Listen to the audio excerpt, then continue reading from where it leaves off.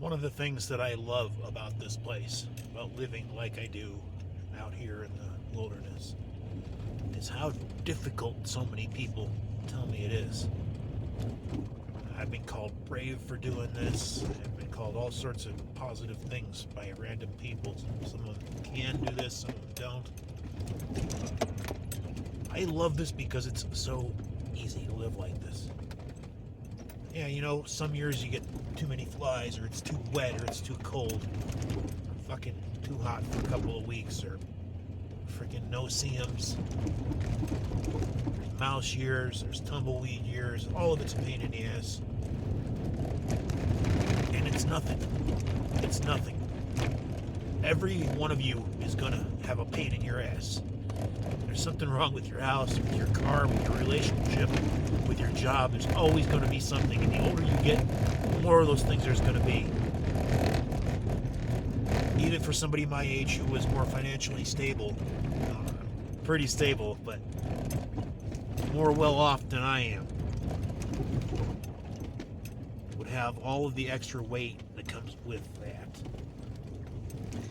And they might not have their health either. You're not going to ever be free of these things. So I don't have to worry about a gas bill or an endlessly increasing electricity bill, or most of the bills that people think about. I don't have to pay for child support or to raise children. I don't have pets, which somehow became very expensive. When I was in my 20s and I had no money, I always had cats. It was never an issue. How the hell did I do that? Because now, apparently, it would cost thousands of dollars a year to have a pet.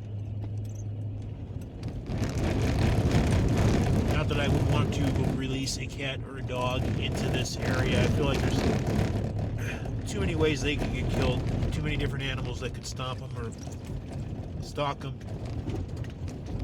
So I'd be unlikely to do that anyway. Plus, no telling, they'd eat my birds. They would probably be good for the mice issue. I do not feed the rabbits around my place. There's only a couple. I know one of these people out here that routinely feeds the rabbits. They come right up and eat out of his hand. And, it sounds cute or whatever. Rabbits are the least interesting animal on this range. Like those couple of times when I've ended up hitting one out here. Ravens will eat it, or coyotes will eat it, or any number of other interesting animals will eat that. It's like the base creature at the bottom.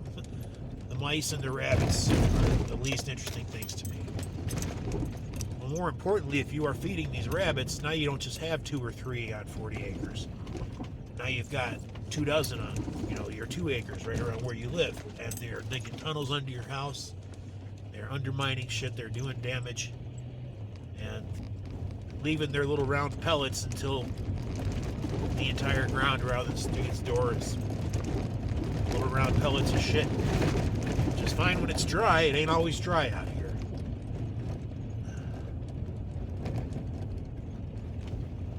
Most of the people that come out here, they can be gone in 1 or 2 days. But most of them go 3 or 4 weeks.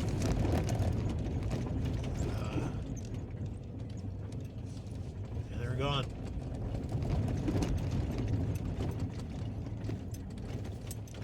If they happen to come in a good season, like we had a long fall or a long spring, might be around for 6 months. None of the people that come here last a year. I can think of a handful of people that showed up and have been here over a year. And I'm going on 5 now.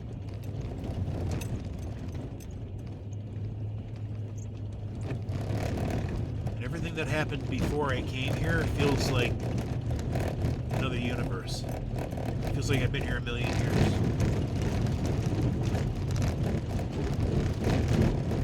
I remember when being in the clubs was my element, and I loved it. I don't think I'd ever be able to do that again.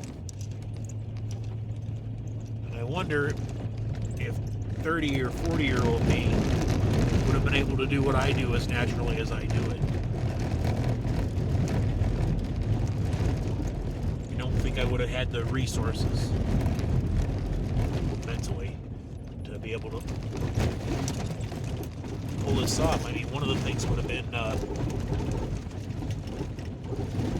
that I currently love the fact that there are no attractive women in Arizona. That's a big bonus to me. Because I don't want to look at them. I don't want to think about them. I really want nothing to do with the majority of human beings.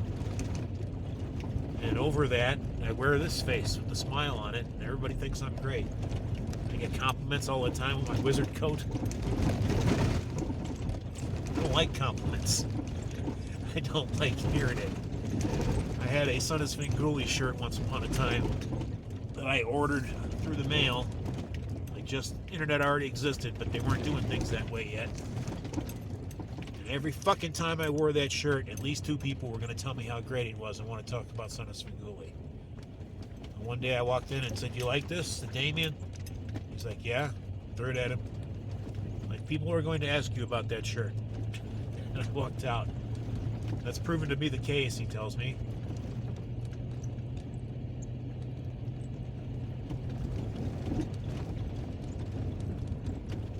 I don't like getting compliments. I don't like giving compliments. I don't like the times when people have told me something along the lines of, "You're a good man." Tom used to do that all the time. No, sir. You're a good man. You're a good man that's done a lot of bad things. I'm a bad man that's done a few good things. We don't share that baseline at all. Somehow this city boy and this mountain boy, I guess, 62-year-old mountain boy,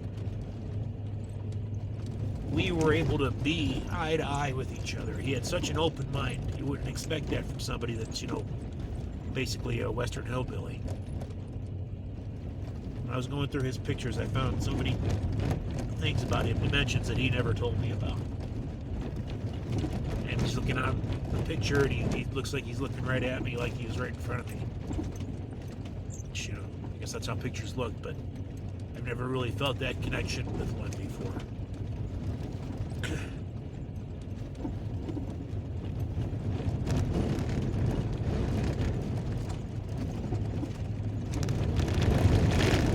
Tom was a good man. Didn't matter what he thought. Doesn't matter.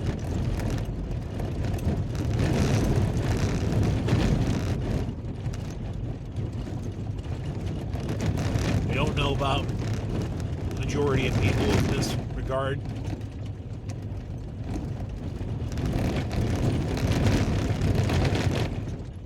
But I think